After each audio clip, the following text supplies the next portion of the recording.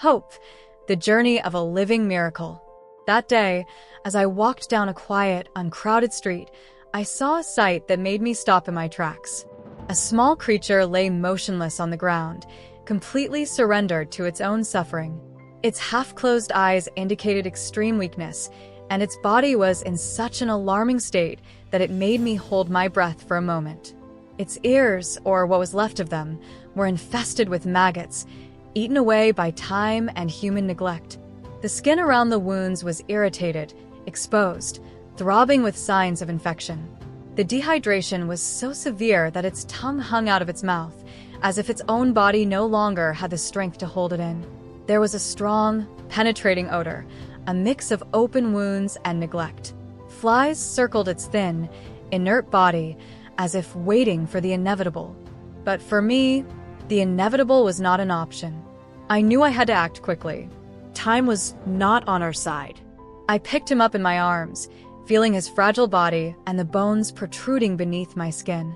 He showed no reaction, just let himself be carried, as if he had no more expectations, as if pain and abandonment were the only realities he knew.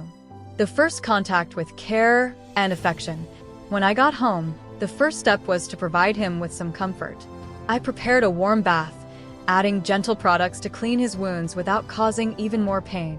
The water was stained with dirt and blood around his small body, but even there, he did not react.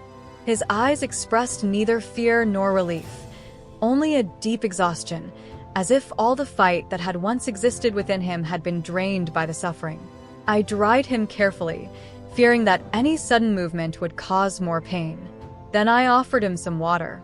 He drank with difficulty, choking on the first few attempts, as if his own body had forgotten the sensation of hydration. The food was given to him in small portions. I couldn't let him eat too much at once, because his weakened body wouldn't be able to handle a large amount of food right away. Little by little, he accepted each piece, chewing slowly, as if he were rediscovering what it meant to satisfy his hunger. The revolt against indifference. While I was taking care of him, I couldn't stop thinking about what had happened. How many people had walked past that dog and simply ignored his suffering? How many eyes had turned away? How many voices had fallen silent in the face of something so cruel? I felt revolted, not only by the animal's condition, but by the fact that he shouldn't have gotten to that state in the first place. If someone had cared sooner, perhaps he wouldn't have to be struggling between life and death now. I decided that I wouldn't stand by and do nothing. Not only would I help that dog, but I would do everything I could to raise awareness in other people. I would not allow neglect and negligence to continue to be the reality of so many animals that are invisible to society. The rebirth of hope. The days passed, and slowly I began to see changes. Small advances that, to many, might seem insignificant, but to me were great victories. His breathing became more stable, and his eyes, previously empty, began to gain a slight glow. He began to accept more affection, allowing my hands to rest on his body without trembling with fear. The most symbolic moment happened when he looked at me and, for the first time, wagged his tail slightly. It was as if, in that moment, he understood that he was safe.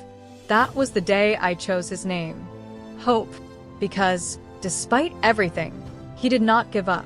Because, even after so much suffering, there was a spark of life inside him that still wanted to shine. Overcoming and a second chance.